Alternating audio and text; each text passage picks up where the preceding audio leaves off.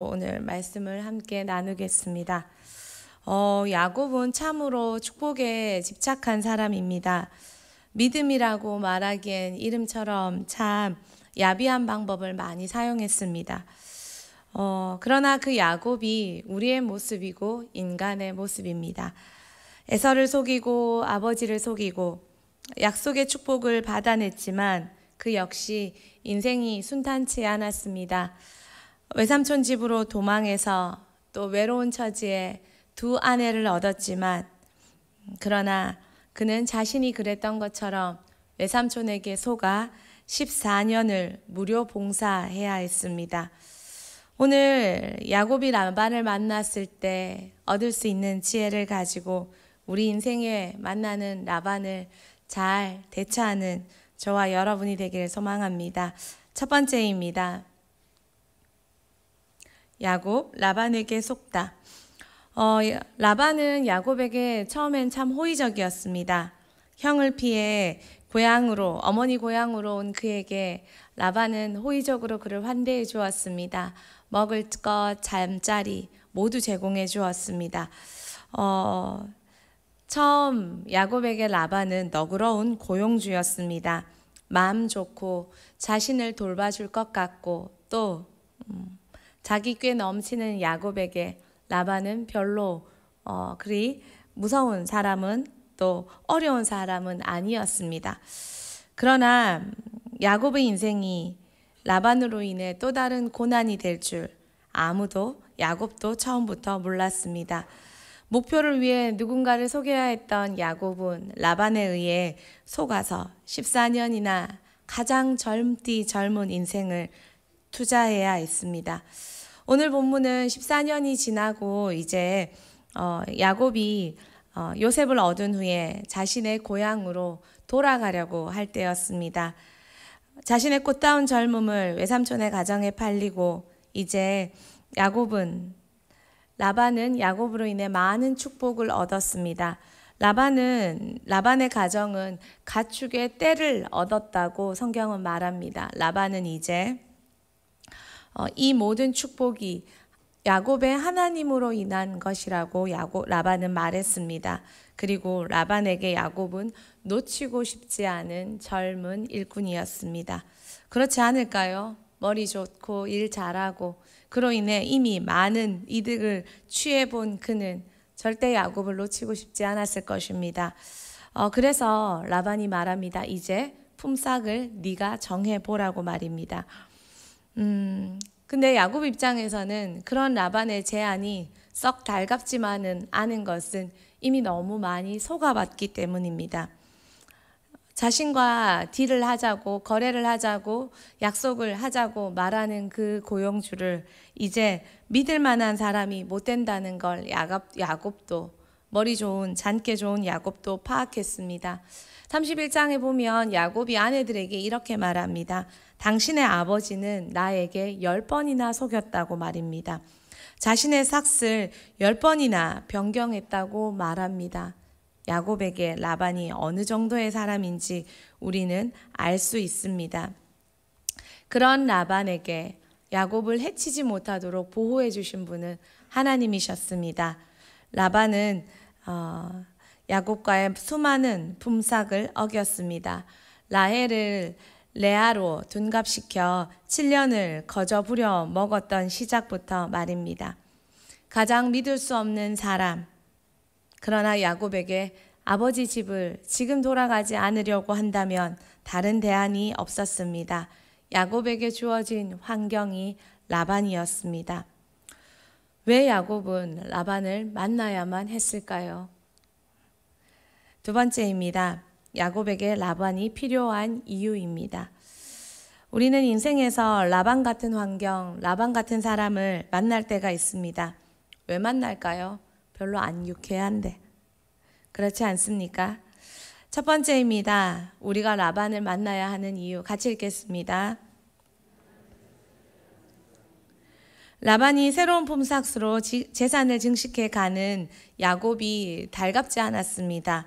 눈에 곱지 않았습니다. 관계가 불편해졌습니다. 라반에게 야곱이 속임을 당하고 품삯을 제대로 받지 못할 때 야곱은 어려웠지만 라반은 어렵지 않았습니다. 야곱을 대하는 라반의 마음은 불편하지 않았습니다. 왜요? 라반에게 야곱은 이용가치 있는 대상이었기 때문입니다.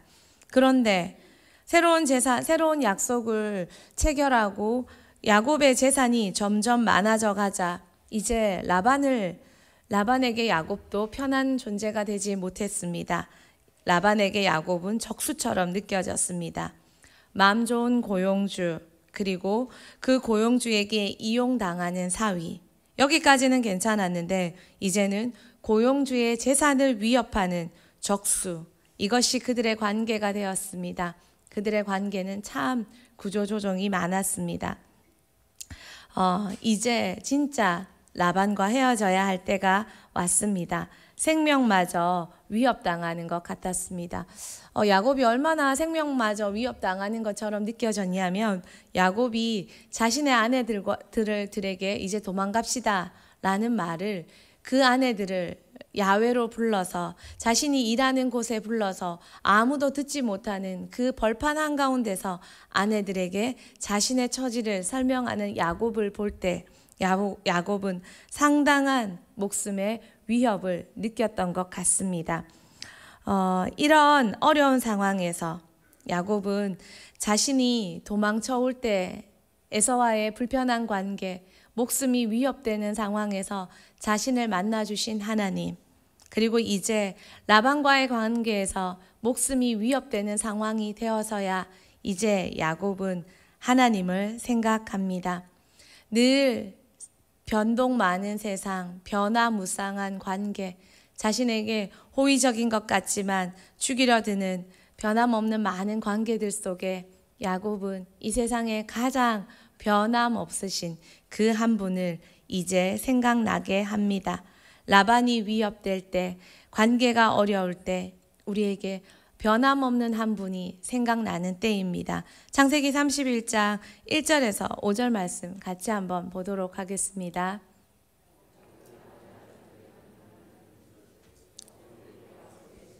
다 빼앗고 우리 아버지의 소유로 말미암아 이 모든 재물을 모았다 하는지라. 야곱이 라반의 안색을 본즉 자기에게 대하여 전과 같지 아니하더라.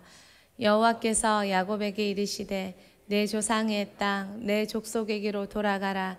내가 너와 함께 있으리라 하신지라. 야곱이 사람을 보내어 라헬과 레아가 자기 양떼를 있는 둘로 불러다가 그들에게 이르되 내가 그대들의 아버지의 안색을 본즉 내게 대하여 전과 같지 아니하도다. 그러할지라도 내 아버지의 하나님은 나와 함께 계시느니라. 아멘. 야곱은 라반으로 인해 상당히 어려움을 겪었습니다. 느꼈습니다. 관계가 불편했습니다. 죽음을 위협당했습니다. 아무 잘못도 하지 않은 것 같은, 약속을 위반한 건 없으니까 그런 상황에서도 관계는 어그러졌습니다. 그때 바로 신실하신, 변함없으신, 산같이 그 자리에 계신 하나님이 기억납니다. 라반을 만나셨습니까? 이제 하나님 만날 때라는 하나님의 사인입니다. 두 번째입니다. 우리 같이 한번 읽어보겠습니다.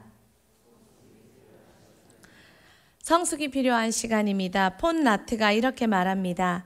하나님의 행동은 가장 저급한 세속성의 차원에서 깊숙이 내려가 거기에 과거의 행동에 대한 깨달음이 감추어져 있다 라고 말입니다.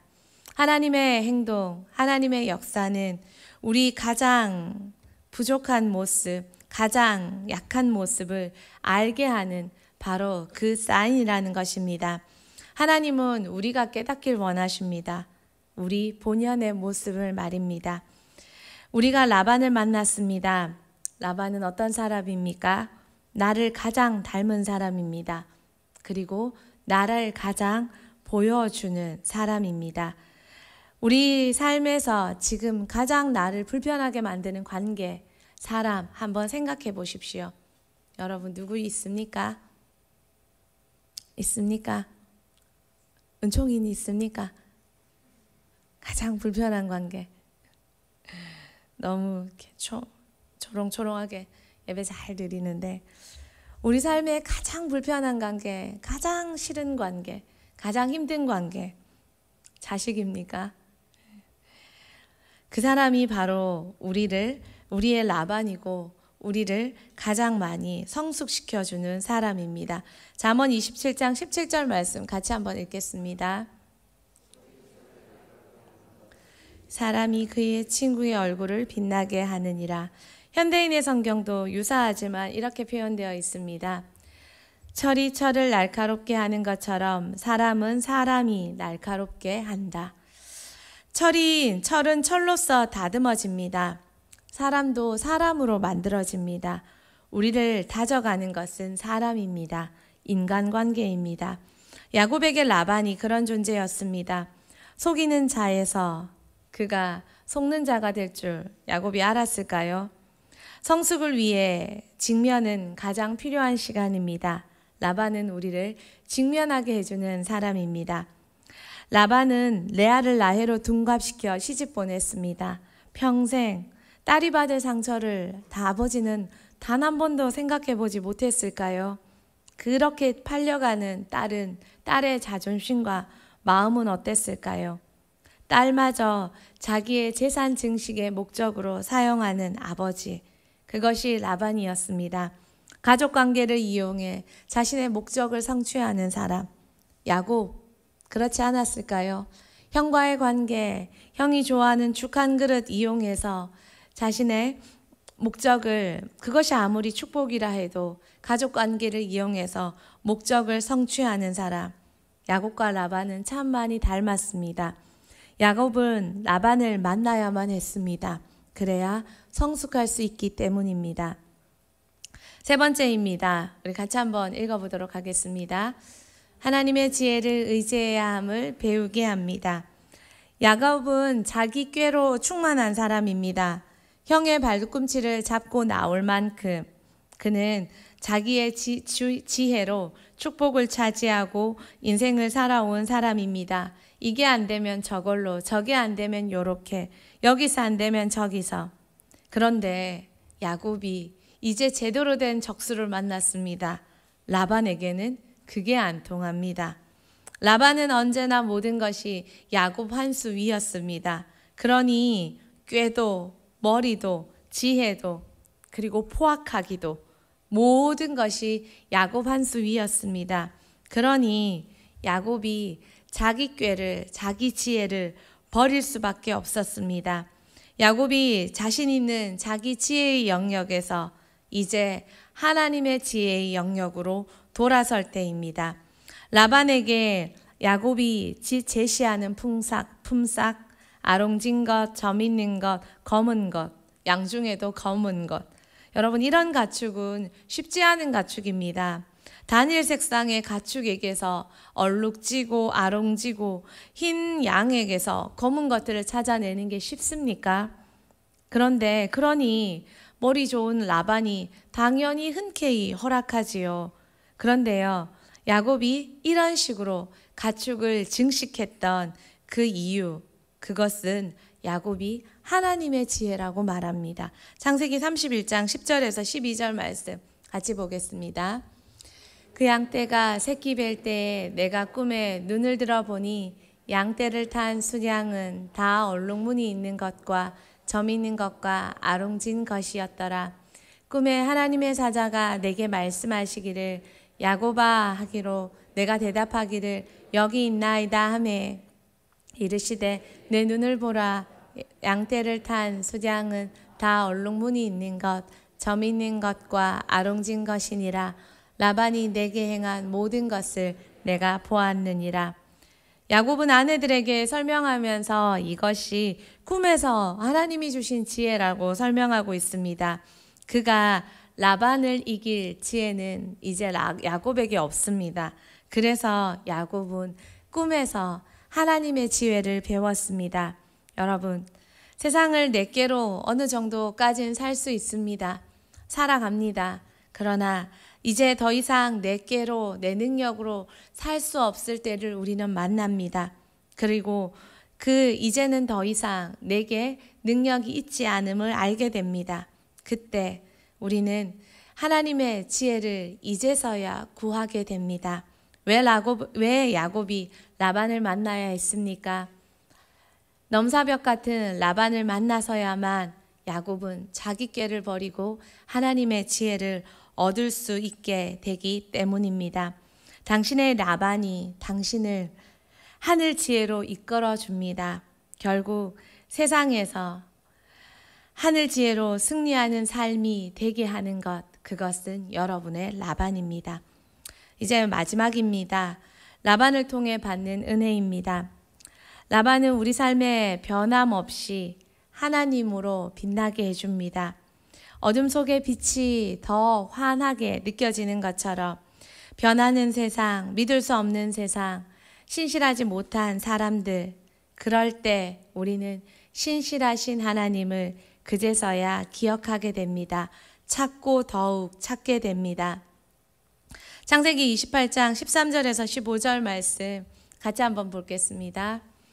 또 본즉 여호와께서 그 위에 서서 이르시되 나는 여호와니 너희 조부의 아브라함의 하나님이요 이삭의 하나님이라.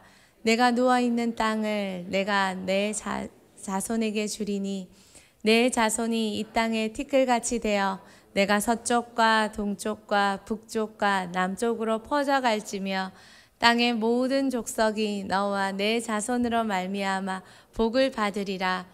내가 너와 함께 있어 내가 어디로 가든지 너를 지키며 너를 이끌어 이 땅으로 돌아오게 할지라. 내가 내게 허락한 것을 다 이루기까지 너를 떠나지 아니하리라 하신지라. 아멘. 형 에서의 얼굴을 피하며 나아갈 때 만났던 하나님, 자신의 일가성 없음과 야비함에도 신실하게 야곱을 찾아와 주셨던 신실하신 하나님, 자기보다 더 일관성 없고 더 야비한 라반을 만나 그를 다시 피해야 하는 위기 상황에서도 다시 찾아오셔서 자신의 신실하심을 보여주시는 하나님. 위기가 기회인 것은 그 하나님을 다시 만날 수 있는 때이기 때문입니다. 불이 온도가 높을수록 불순물을 태웁니다. 그리고 정제된 금만 녹아 그 금을 순금으로 모이게 합니다. 라반은 우리에게 신실하신 하나님을 발견하고 나를 정금 같은 자로 만들어지게 합니다.